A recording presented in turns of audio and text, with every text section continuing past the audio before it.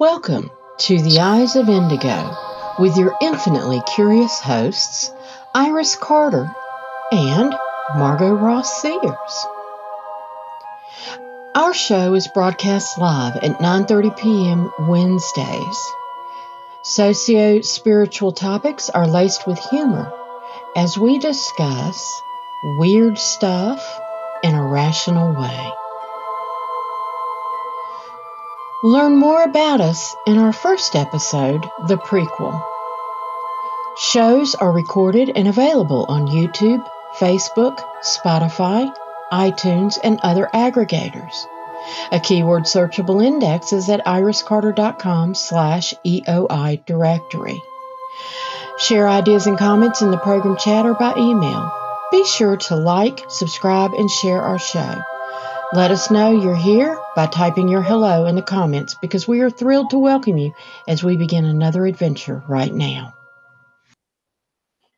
And here we are. Hello. This is December 27, the last podcast of the year 2023. I mean, it's unbelievable. And I was getting the flyer ready for this one and realized, oh crap, I got to do one for next month already. I got to figure out what we're gonna, the order of stuff for January. But so I won't have that tonight. I apologize, but I'll have it up soon.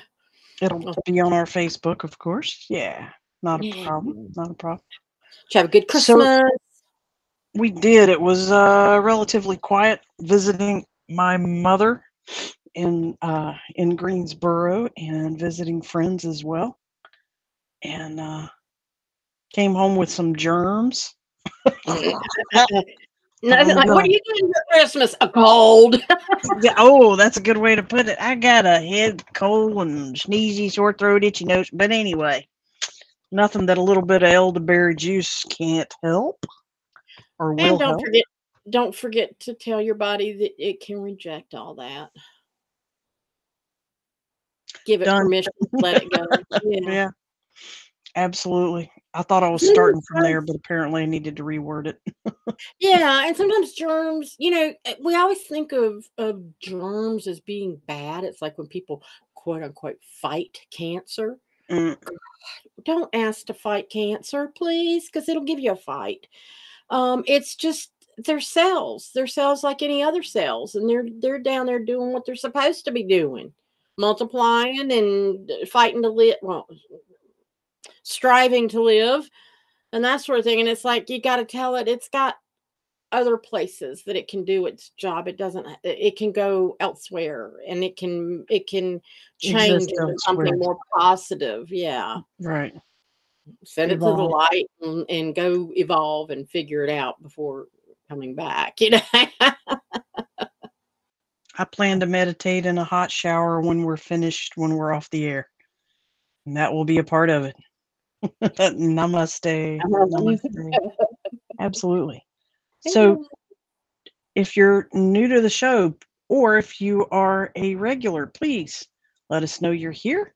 Type your hello, your happy new year, or whatever you want to say. And feel free to comment and ask questions as the show goes along.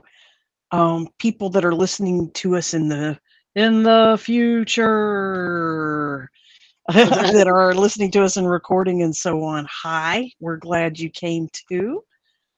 You're always welcome to ask Iris and I questions either on Facebook or on our emails, iris@iriscarter.com, or myself, Margot, Margo, at indigoanswers.com. So, yep, and I have another address, networkthelight.net. So, yeah. You know what? If you type Margot Ross Sears, North Carolina, well, if you put planet Earth, I'm going to show up. I'm the only one. It's going to show up on. Hey, Lisa. Yo, there's a Lisa. Hi, sweetie. And iriscarter.com is easy to remember.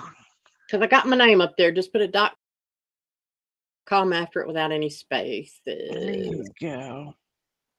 I'll throw that up there across the way just so people can see it. A little bit of a runner for a visual. So tonight's episode, the topic, give us a rundown, please. Yes. Oh, wait a minute. Let me stop that. Okay, hide that. And I'm going to show this. The path taken. Okay, we're going to talk about my journey, but it's not a me thing. Life is filled with choices, decisions, and changes. How do you know when you're doing the right thing? How do you make changes happen? Join us as we share some of my personal experiences. Margot encouraged me to have this adventure with y'all and share. Because you can see a part of Iris's journey, and some of you that are regulars may have noticed changes in Iris since we have been on the air since September of 2020. And so you may be noticing differences in Iris definitely by now. So we're going to talk about the journey that inspired such changes and ahas and manifestations, because there's a whole lot more to Iris than the gorgeousness that she carries and sees and shows us physically. Yeah. So, Iris, where would you like to start the conversation? Do you want me to ask a leading question, or you have a starting spot in mind? A starting spot in mind. So just based on some of the stuff we've talked about, go ahead and fire away. So, in talking to you before the show and then often in the past, you frame your own journey towards betterment, enlightenment, happiness, progress, abundance, and so on in your life. You attribute it very much so to manifesting and synchronistically being in the flow, sometimes on purpose, sometimes not, but still in the flow, for better or for worse. And you have anecdotes about both, for better or for worse, and getting the ahas that come with it. And it's fascinating to listen to it. So to start with, you started telling me about when you began your adult life, your first attempt out of high school to go to college, and that didn't work out. Yeah, I was practicing my recital piece to go into UNCG School of Music. And yeah, piano. And I played in band in high school. I was in stage band, which is like jazz band. Enjoyed playing piano for that, but was very hesitant to do much improvisation. You know, I just didn't think I was good enough. I could read the music and play the music, but my teacher would, oh, come on, you're gonna do something, you're improv, and I'd be like, no. And I'll do what I can, but yeah. You were a teenager. Your level of confidence was different back then. Yeah. Yeah. And but anyway, but then I played these classical pieces and stuff, and loved being able to play the piano. And thought, okay, yeah, School of Music, that's where I'm going. Well, Dad had his first heart attack when he was 45. I was 16 at the time, 46. I was 15, I think, at the time. And he got progressively worse. And he was getting ready. I was a senior in high school, and he was trying to get disability. He ended up going to work, which basically saved his life, because he would have gone crazy if he hadn't had work to do. He's type A personality, all that stuff. But Mom was freaking out because their income was impacted. And I'm just asking for the money to apply to different schools. I mean, I was thinking UNCG, but looking, I wanted to apply to several schools because that's what they recommended. And this, you got to talk, I mean, in the late 70s, mid to late 70s, the way you learned about colleges was you either wrote to the college and got the booklet on the college, or you went to the counseling office at school and saw their lines of books on the shelves, and you'd pull it out, and hopefully nobody else had borrowed it when you're sitting there, you know, looking through the catalogs to learn about the schools and that sort of thing. And you would call and request, get a application sent to you or whatever. So I had these college applications, and I'm looking at them, and I'm reading off, you know, $25 here, $25 there, $50 for this one, you know, and mom's freaking out because this is in the late 70s and $50 was a chunk of change back then, you know. And I just got frustrated at seeing her eyes bug out every time I mentioned, you know, I'm going to fill out these applications and, you know, but I'm going to need the money. And then she's going, and I knew she was freaking. I thought, if she's freaking out over this, what's it going to be like when we start talking about paying for college? You know, I had a terrible counselor in high school. We had like 3 or 4 high school counselors, and only one of them was any good. And so she was busy all the time. And it was hard so to they didn't tell you about grants and Pell Grants and I don't know, scholarships. Scholarship. Yeah, they didn't tell you about all that. Yeah. So that's terrible. Yeah, it was very frustrating. So finally I just said, screw it. I'm just going to go to work and I'll just get a job and we'll go to college later. So in fact, I was already working at a radio station part-time at that time, as answering phones and stuff. But then the DJ, he would, you know, sometimes I talk with him on air, you know, but I got my FCC license. I was applying to jobs as a radio announcer at the time.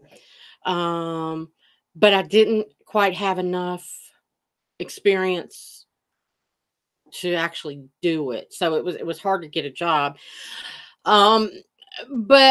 And then when that job ended because they were getting a new nighttime DJ there, and they were dissolving my job because I wasn't needed to help him anymore. And so Dad asked me, he said, we need you to stay home for a couple of months. So I did, but then that was like from September, October till the first of the year. And then I said, I'm going stir crazy. I got to get a job. So I got a job as a waitress. And I was good at my job and met a man who was deaf. He came in regularly. And I asked him, I said, and I knew I didn't want to be a waitress all my life. And then I was starting to second guess the music thing, because I thought I can be a music teacher or I can be a performer. And if I'm a performer, I'm going to get tired of it. And I didn't have the patience to be a music teacher because all I could think about was what my piano teachers had to put up with. No, I'm not going to do that. So I was rethinking that, met this, and I thought, what do I want to do? Met this deaf man and said, where can I learn sign language? And there was these community nighttime classes you took from local communication center for the deaf is what it was called at the time. And I took wonderful people. Yeah. And it was like, 10-week class. And I took one and took another and took another and worked my way up in the process. And about the time I had maxed out on the classes, a job opening occurred at the communication center. They needed somebody with secretarial skills to answer the phones, interpret phone calls for deaf people, because they would call in on a teletype machine, no computers at the time. And they would call in on a teletype machine and say, would you call a doctor's office and set up an appointment for me? Or call the school and let them know my son's going to be late, or whatever. And then sometimes the schools would call, would you call Mrs. So-and-so and let her know her son's sick and needs to be picked up? Or the doctor's office, would you call so-and-so and remind them about a doctor? So the calls went both ways. And so whoever called on the phone or the teletype, we'd pick up another line and call whoever they were asking. And then I'd have to type to the deaf person, whatever the hearing person was saying. Got my typing skills up. I was typing over 100 words a minute at the time. And I know that because the machines would start going into garble if you went over 100 words a minute. And they go, I can't read what you're writing. Okay, I'll slow down. And loved it. Got that job, loved it, did it for about a year and a half. And then I thought, no, I need to, I'm going to start looking for other stuff because I knew I wasn't going to go anywhere else in that job. And a woman there, the director at the time, she really was a mentor to me because it was my first job. Real job. Yeah. Yeah. I mean, the How long waitress were you job there? was a Well, good year. waitress job is a real job too. Yeah. Yeah, But I was a waitress for about a year and a half, but you're just sort of dealing with people one on one, and the the center, how long were you at the Center for the that Deaf and Hard of about Hearing? another year and a half, Okay. and So I you're in you're getting into your mid-20s, early 20s, early 20s. Yeah. yeah, because I was yeah, and I one of the things that I had trouble with was the office politics. There was a girl in my office, and she was there to teach me lessons that was extremely difficult to work with. And the director, and I was just kind of in my little shell. I didn't know how to handle it.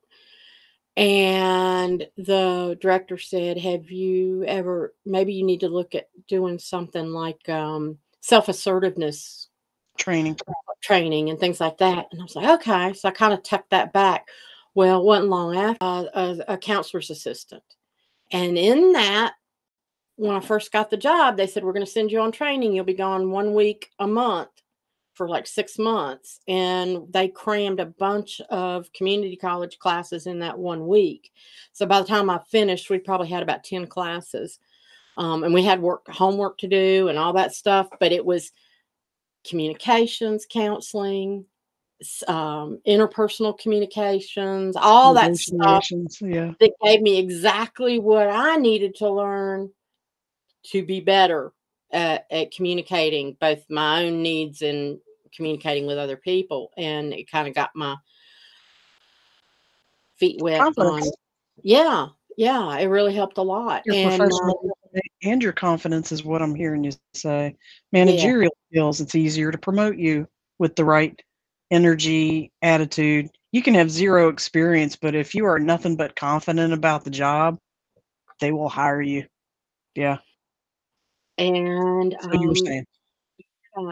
and so and I got married. My then husband, well, he graduated from UNCG about the time I was moving to Greenville. And so he said, well, I'll move with you and I'll go get my master's at ECU. So then after he got his master's, he was getting itchy and wanted to come back to Greensboro. And so we moved back, and I did some freelance work. I got a job. You sign freelance ASL Yeah. interpreter, Mhm. American Sign Language, ASL. Yeah. Yeah. And I was an interpreter for a while in the school system and at GTCC and different places. And then I need something with more stability and insurance and that sort of thing. And got a job in an office, Jefferson Pilot. And ended up working started out as a typist and worked my way up to be the administrative assistant to the president of that particular area of the insurance company. It was title insurance, and very good job. And then my husband was getting an itch again. We had a lot of things that happened and we moved to South Carolina for a year, and then we came back, and I went back to Jefferson Pilot. But I got to a point where our marriage was on and off. We were having issues, and it would get better for a while, and then it'd get worse, and then it'd get better for a while. And when did the kids show up? You had two I had children? 2 kids. One showed up while we were in Greenville, and the second showed up while we were at Jefferson Pilot Title right before we moved to South Carolina. Ah, uh, Leah says she's joining us on the porch of the Jack Crandall house. That sounds Yes, awesome. she has a beautiful B&B up in the Appalachian Mountains. Yeah. Wonderful. And it's available for rent. Contact Leah if you're interested. So anyway. But yeah, and then during all that time too, like things would get bad and they'd settle down, and life issues happened and lots of challenges and different things. But we would have experiences, ghost experiences, and dealing with family death and different things like that. And I would go and do research at the library. I would pick up books that I'd heard about and read and learn. And I was curious about ESP and psychic phenomenon and About how haunted. old were you at this point now? Around 30? Yeah, 20, mid 20s, early 30s, all through that Yeah, period. all through that period, yeah. Yeah, and it was, and looking back, I would see something would happen and I would learn something, and then something would happen and I would learn something. I was constantly seeing. And at one point, I decided, I said, okay, I want to work on my degree now. You told my husband, you got your master's degree, and he wasn't even working in the field he had studied for. And I was pissed off, and I said, I'm going to do what I want, and I'm going back and getting my degree. So I started taking some courses at UNCG, and that was going so slow because it was one course at a time. And I'm thinking, yeah, and I got to take how many before I can graduate? I'll be 80. And so I found out I could go to school full time at Guilford College and still work full time. And they had housing for families on campus. So my husband and I were having issues, and I said, I'm going to school full time and I'm moving. And if you want to come with, it's fine, but get your ass straight. I'm tired of this shit. So he said, yes, I'll come with you. And yes, it'll be better. And we moved, and things were good for about a year and a half or so. And it started going downhill again. And again, things were happening during this period. Psychically, paranormal stuff was going on. And it was January 94, New Year's Day. And I sat down. I had consulted with somebody who was a counselor and got some advice from her. And I said, okay, changes are going to happen, dear one. I said, you need to decide if you want to be in this relationship or not. And if we want to stay married, it's going to be 100% from each of us. And if you're not in it for 100%, get out now. No, I don't care. But I'll put 100% in if you are. But if you're not, it's over.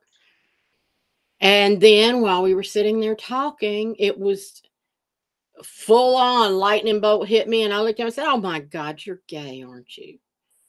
And he went, yes. And I've been trying to figure out how to tell you. He hadn't acted on it. But he had been kind of talking with somebody who was gay, who was a minister, and had been through it himself. So he was trying. He got help where he could. Yeah. And I said, well, hell, that answers it. We're getting a divorce.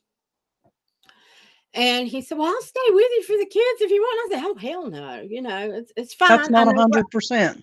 Yeah, I get it. I get it. It's not your fault, not my fault. We'll figure, but at least I know what I'm working with now. And that's why he had so many ups and downs and wanting to change, and he never was happy and all this other stuff. I mean, he was running from his problem. Yeah. Yeah. So, and it was funny because that was the time, and I know I've told this story before on the show, but it was like by early February, he, in a 2-week span, he moved out. And I said, well, that's done. But he moved out while my dad was in the hospital getting brain surgery. And this was a rocky period in your life. Yeah. And then I totaled my car all in this 2-week span. And it was like everything that was happening. Plus, I was going to school 16 hours. I was taking 4 classes. Good Lord, that's a lot. And 12 is working. the usual maximum. Yeah. Yeah. And that year I decided to kick in an extra one. And I was working 8 to 5 Monday through Friday. And both of my kids were under the age of 10. And you were stepping into single parenting as well. Yeah, and I was like, and so everything that happened, it was like, I would go, well, it can't get any worse. I mean, I was trying to keep that positive. Can't get any worse. What else could happen? And then finally one day, like it was early March, I was in a puddle on the floor crying. I was by myself, and I said, God, this is it. I can't take any more. No more. No more. Just no. I've been trying to be positive, all this, and I heard the voice, and it said, "Well, then quit asking for it." Stop crying, and I started laughing, and I said, "You're shitting me." I said, "No, you've been asking for it. What do you expect?" And I was like, "Okay." Again, I know what I'm dealing with now, and it did. It was a realization that words matter. And it was a lesson, and we've got past podcasts about spelling and spells and the power of words and speech. Please feel free to check those out in past episodes. When you ask the universe, well, what else could happen? How bad can it be? Oh, that's not bad enough. We'll give you more. We want you to have what you want. Yeah. We will show you. Yeah. And so, and it was interesting, the people that would come and go in my life all during that time. And then I had a good support system. And there were things that happened, like my parents wanted to get mad at Van. And yeah, are you sure? Yeah. Lisa says, are you sure? Yeah. Are you sure? And I can remember having the strength to tell my parents, because I did go to therapy at the time. And my parents wanted to be mad at my ex-husband for me. They, I would say something and they would be like, well, he shouldn't do that. And we, trying to like take up for me and all this. And one time I was at their house and I was getting ready to leave, and they made some snipey comment. And I knew they were trying to support me, and being, yeah, you shouldn't do that, And I Team Iris. Yeah. Yeah. And I too much. And it was in the juxtaposition, because they had like a landing going from their den to their front door. There was a stair landing. You kind of went up a couple of stairs, and then you went down a couple of stairs to get back to their front door. And I was standing on the landing, and they were in the den. And I turned around, and so I'm standing taller than they are, And I looked at both of them. Sermon on the Mount. Yes. And I said, you don't have to be mad at Van on my account. And they both looked at me. And I said, I love you for wanting to defend me, but you don't have to defend me. I'm okay. I'm in a good place. And if y'all need help with that, I'm happy to take you to my therapist with me. And we can talk it out there, if that would help y'all. And they both looked at each other and looked at me and said, no, we're okay. And I said, good deal. And I left. My mother ended up becoming, like, Van was one of her best buddies. They worked together. And, my ex-husband, sorry, I just gave his name. But I guess you could Google it. It'd be easy enough to find it. But anyway, they became great friends. They never hated him again. He was invited to family dinners. It was all. He still is.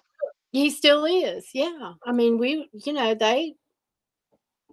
would get on to me about being mean to him, don't you think you need to cut him some slack? Haven't you? And I was like, really? 10 years ago, and now all he and this. my mom would get together and talk about what's wrong with Iris. She's been acting funky lately. I know. What's going on? I don't know what's going on with her. Your mother found a girlfriend. Yeah. Exactly. Yeah. So it's like, okay. And, and we raised the kids together and, all's right with the world, and they're strong advocates for human rights and all that good stuff. And, but we're not. So what happened to you next once that shift came into your life? You know what? I have a good question here. When did theta healing studies and practices show up in your life? Was it after this point or Oh, before this yeah, it point? was after that. It was probably about 15 years ago. I was kind of going through another shift. Um, I had been working a job that I had promised myself, Iris, you're going to get your master's and you're going to get a job teaching and have more time for writing. That's what I wanted to do, was teach and write. And I got my master's in May of 2008. It was a master's in education. I had got my undergraduate was in English and communications. And that was in May. And by September, I hadn't gotten out of where I was. I was just riding the coaster. And I got fired. And it was for frivolous reasons. Yeah. For frivolous reasons. And it was the best. I mean, I'm packing up shit in my desk and I'm just grinning, looking up and going, I know. Yep, this is what I was supposed to get out and I didn't. And bam, You get pushed. Yep. Yes, I got pushed. It was time to get out and I knew it. And it was the best thing that ever happened to me, because what I did immediately was I started looking for the job I wanted. But I also started looking at things that I wanted to do that I had not explored. I was rediscovering myself. I had been in another relationship and that had dissolved. Yeah. Yeah. And so it was like, okay, I'm going to re-find me, because I kind of lost a little bit of me along the way. And your children were grade school, By then they were teenagers. My daughter got married. Okay. About that time. About right before all that happened. So I started exploring. I got on a paranormal research team. I was looking more at, I was doing stuff with Lua and exploring all those workshops and things at the time. I was, doing all kinds of stuff with all that. And I was doing more writing and that sort of thing. And in the meantime, I got a job at RCC teaching part-time. Rockingham Community College. Keep going. Yes. And so, but I also got a job while I was doing that. I got asked to take a job it was called then the School of Creativity. And it changed its name later, but I was like the office administrator. A guy had bought this building. And it was like, it was part of a church that he was managing. Well, actually he owned the church too, but, it was an old church, but it had this classroom building and he turned it into studio space for artists and anybody that wanted to have like studio space, whether we had photographers and painters and sculptors and all this stuff that had rented out office space. And then we had rooms that we would lease for activities, larger spaces.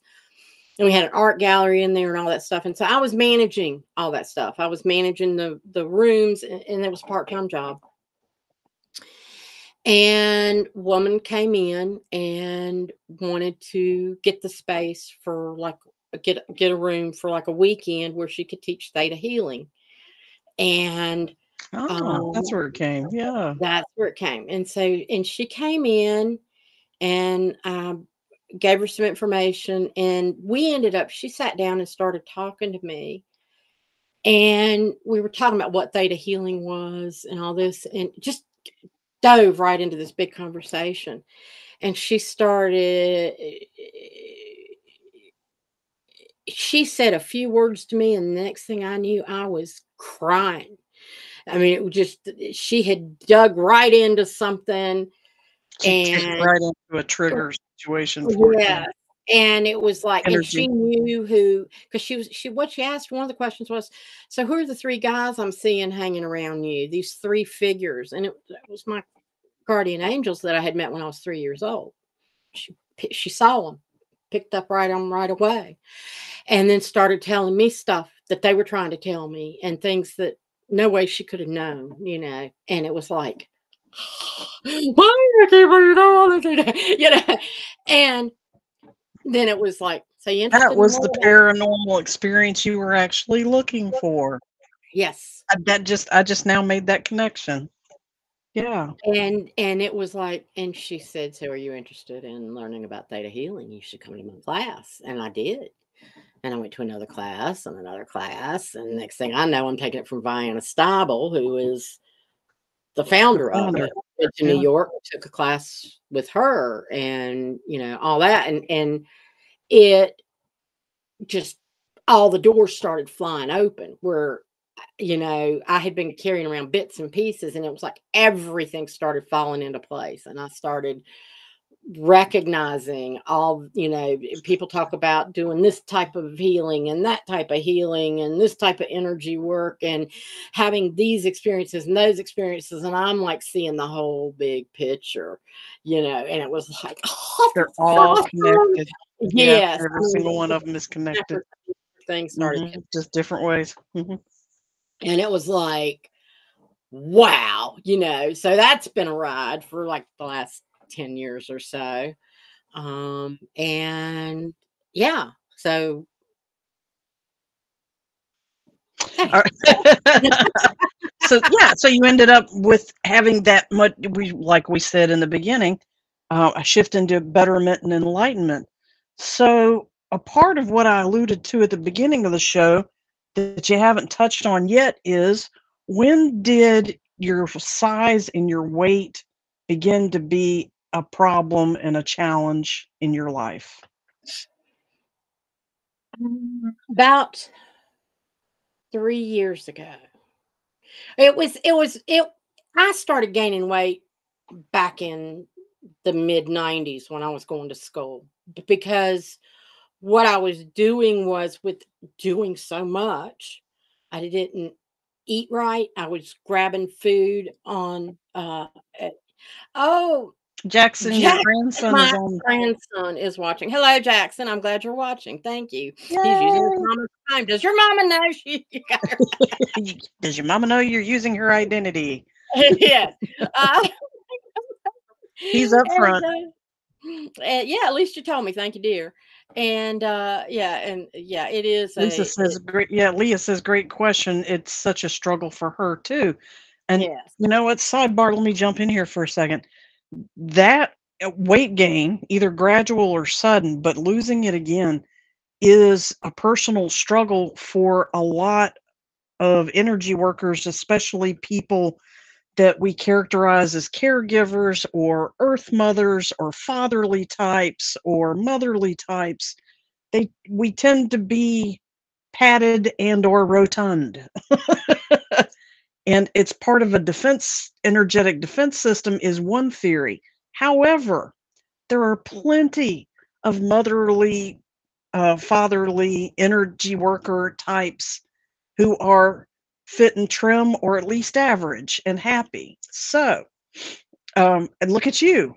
You're still motherly and a caregiver and a caretaker, and you are far from rotund. You are no longer Rubenesque. Yeah. The pretty fancy, the lovely fancy word for it. Yeah. Rubenesque. Yeah, you don't And do that anymore. So in school is it leveled off for a while, but started when I was going to school because I was grabbing meals on the run or just something to eat and whatever. Luscious. I like that term, Lee. Thank you.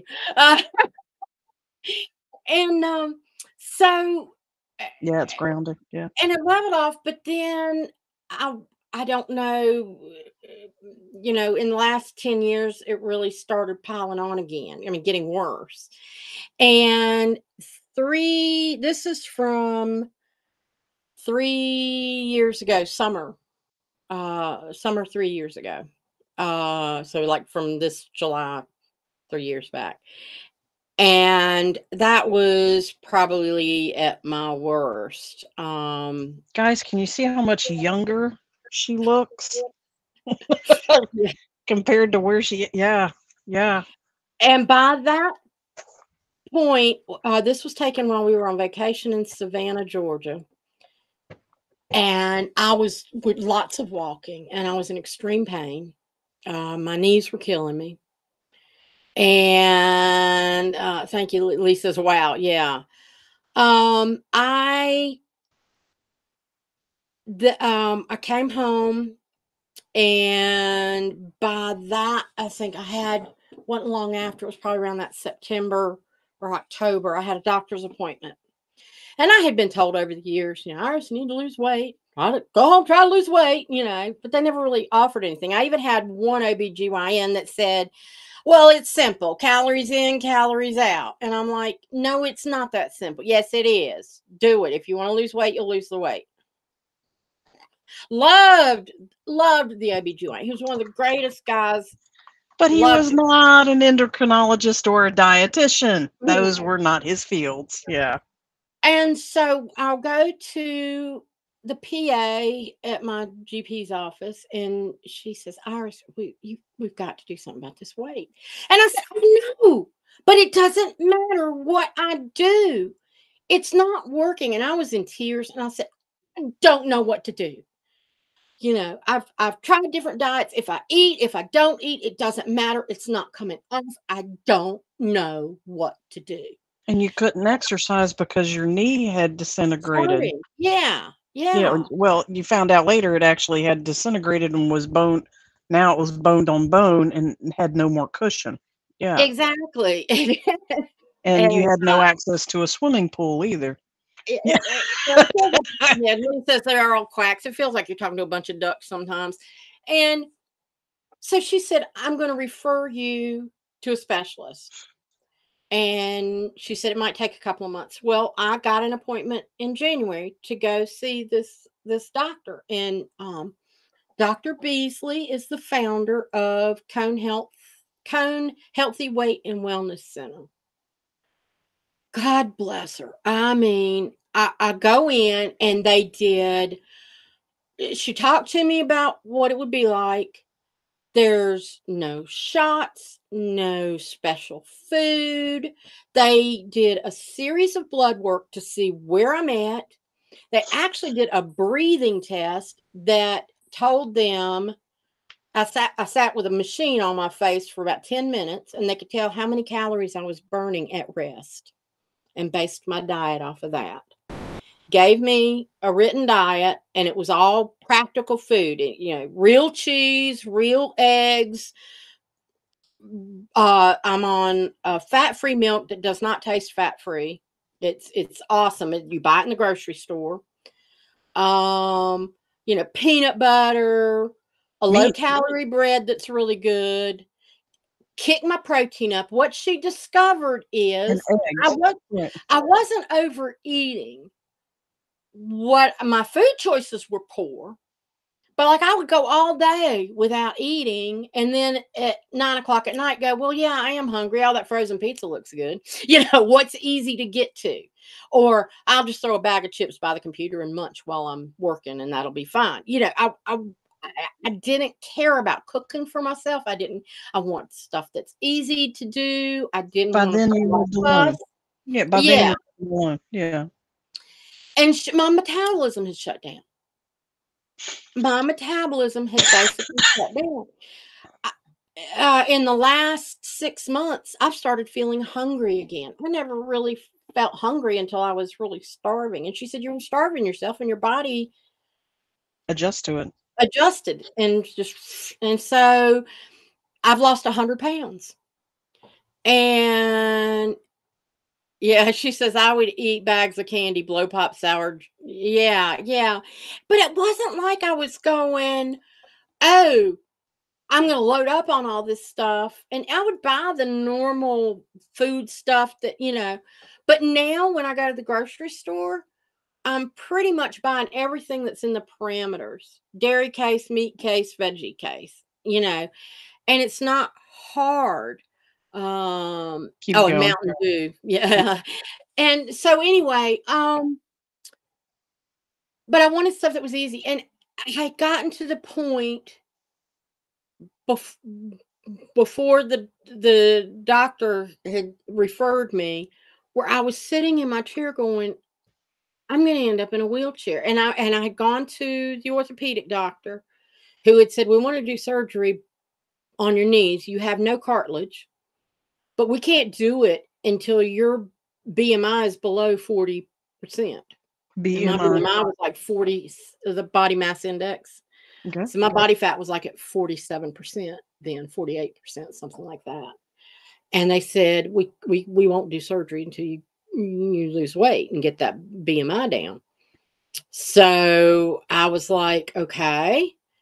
And I was hurting so bad when I would walk that when I get home at night from work, I would sit down and I didn't want to move. Just getting up to vacuum and clean and things like that, I would have to do it in short bursts. And I would get up and go wash dishes at the sink and be in so much pain, I'd have to go sit down. I couldn't do anything. And so then the doctor got me, on a meal plan, and I restructured I was frustrated, 'cause I'm like, God, I'm going to have to think about calories again and all this. But I realized I wanted a change. It was time to change. And the right people in the right situations came in as soon as I recognized, unless I want to die at an early age, I'm gonna have to Right. make these changes. And as soon as I said, okay, I'm ready to make these changes, bam, bam, bam, everything fell into place. And then I realized, okay, it's not going to We be hard to do this. right. And you mentioned something that or just a few seconds ago that we kind of talked over that's actually relevant and very helpful for right now. You talked about perimeter shopping in a grocery store versus not buying and eating the processed food that's canned and boxed and bagged on the shelves in the middle of the store. Yeah, the dairy, the proteins, and the fresh vegetable. And there's also beer and alcohol on one side, but hey, that's But liquid that's the sugar, thing. guys. Yeah, I mean, alcohol is liquid sugar. I have a diet that I follow, but I can do lots of different things with, my breakfast. I can take these items and change them around and make it different. I can For dinner, I can do different things. My lunch is pretty much the same, just because it's easy for me to put it together. But I'm eating high protein, Three trying times a day.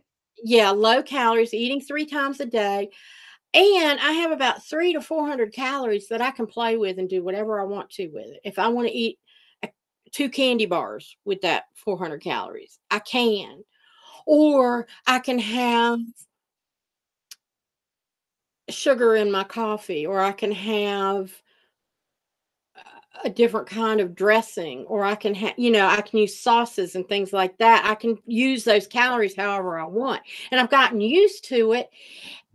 And it's a regular thing for me. I don't, now, okay, I've gone crazy over Christmas, but this week I'm gonna get back on my schedule, and but I'm throwing in protein to try to counteract the stuff that I'm eating that I shouldn't be. But still, I mean, I went to the doctor last week and I had lost a pound. Wow. So yeah. even through Thanksgiving and all. So, hey, that's That I'm means you're maintaining your body, your metabolism has come back. Yes. Yeah. And I feel like doing more, and am doing more. I mean, my knees still bother me. I get cortisone shots for that, which is fine. I can get those as often as I want since I don't have any cartilage. The cortisone's not going to mess up the cartilage. But and I'm not doing surgery right away. Yeah, and it's interesting that when you decide that you're going to make changes in your life, right, and what you want those changes to be, I didn't know how it was going to happen. I mean, I basically sat and cried one day and told the universe, something's got to give, and I don't know what it's going to be, but something's got to give. And I had my doctor's appointment, and the PA said, you need to lose weight. And I said, I know. So what are we going to do about it? You had to ask for it proactively. Yeah. And it started happening. And my doctor, weight loss doctor, told me about a month or two ago, she said, I asked her, one thing I asked was, so not that I want it to end, but when will this end? Because I am like almost at my goal weight. All of my lab work, she says, is perfect. I am where I need to be. My LDLs are at normal. My cholesterol levels, yeah. Everything, yeah, all that stuff is, working like it's supposed to. I've been able to discontinue 2 medications that I was on for blood pressure. Everything's, and I said, not that I want this to end, but what are we looking at? And she said, oh, this is a way of life. She said, you'll keep coming to me. It might be will be once a month, and then it might be once every couple of months, and then it'll be once every 3 months. And if something happens and you start gaining again, we might bring you back in every because when I first went, I was going every 2 weeks, and now it's every 3 to 4 weeks, and it'll gradually taper, but I will continue to be monitored and supported. Yes. And she said, but she said, I don't see you as somebody that's going to gain it back. She said, and she said, I can't tell that to all my patients. She said, I don't see you. I see you maintaining. Yeah, exactly. You were committed to the pain and agony of doing anything else helped you be committed to this intention. Yeah. And it's paid off beautifully. Thank you, Lee. And so it's just, and one of the reasons for doing this topic now was to talk about how I have seen in my own life time and again, when I want change, it happens. And you've got to ask for help when it's time. When you're ready and you're open, the universe brings it to you. And I've known that for a long time, but there are times where I think it's not working. There's times where I second guess, but then I look back and I go, oh. And divine timing is not the same as human timing every occasion. Yeah. And it was funny because I've been working with somebody recently, helping them with some issues in their life. And she made the comment to me. She said, I know logically this is going to take time. She says, but I'm impatient. She said, I'm really asking for patience. I keep asking God for patience. She said, because I want everything to happen now. And I know I need to tell her to stop asking for patience, because God will show you how to be patient rather than, He doesn't do it for you. Yeah. Yeah. And she said, but, and I said, but look at where you were a year ago and how much has changed. She said, well, that's true. I said, and then she was sitting there and we had met 2 weeks previous, and she was quoting back things that she was practicing and had put into routine, things that I had suggested 2 weeks prior. She was already making routine. And I said, look at what you've done in the last week or two that you weren't doing 2 weeks ago. And she went, and I said, yeah. It's happening whether you know I it or said, not. it's happening when you know it or not. And then immediately I heard this voice go, yeah, it was more of a snicker. Yeah, right. And I was like, I know. In my inside voice, I was going, I know this message is for me too. I get it. Because it's true. There are times where you're going, I just don't know. Am I really making progress? Am I really making changes? And then it's like, and even in my weight loss, it's like, God, I feel like I'm stuck. And all I have to do is just pull this picture up again. And I go, oh, yeah, I did that. Yeah. Yeah. Proof is in the photos, left and right. That's really awesome. Very And cool. Iris, thank you. And Lee saying, y'all know this is the third night of full moon energy instant manifestation. Yay. All right. If you enjoy moon and lunar medicine and practices, or full moon, quarter moon, half moon, new moon, waxing moon, waning moon. Yes, I know about moon magic as well. Yes, it is an excellent time for doing that. So, Iris, I think part of tonight's show was part of our intention was to encourage people to manifest what they want, what they need in the new year. yeah. Yeah, next week, starting Monday. Yeah, yeah. Lee says, Yeah, yep, Lee I'm says, yeah, hippie. yep, I'm hippie. Absolutely, we are. Moons and stars and trees and flowers and Mother Earth and Father Sky, Sun, all that.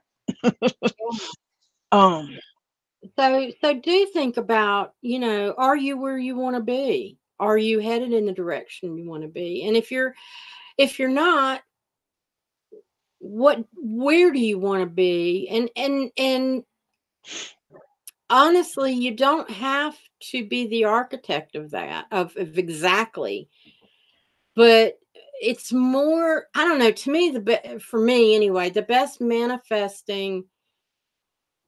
return I get on manifesting is when I'm not worried about the how and the when, but when I'm going, I want to get from point A to point B. I want a change in my life. I want a in change in that my direction or that lifestyle. direction. Yeah. Yes. And then that's when stuff is the most magical. When I release the outcome and just go, I make it happen, whatever it is. But this is the change I need, whether it's career change or body change, some sort of personal change. Bam, it just starts happening, and I'll get more energetic in things that I want to happen. I'll start seeing, oh, I see a way to do that now. Okay, great. And it's just like doors start opening and it's amazing. And this is a good time.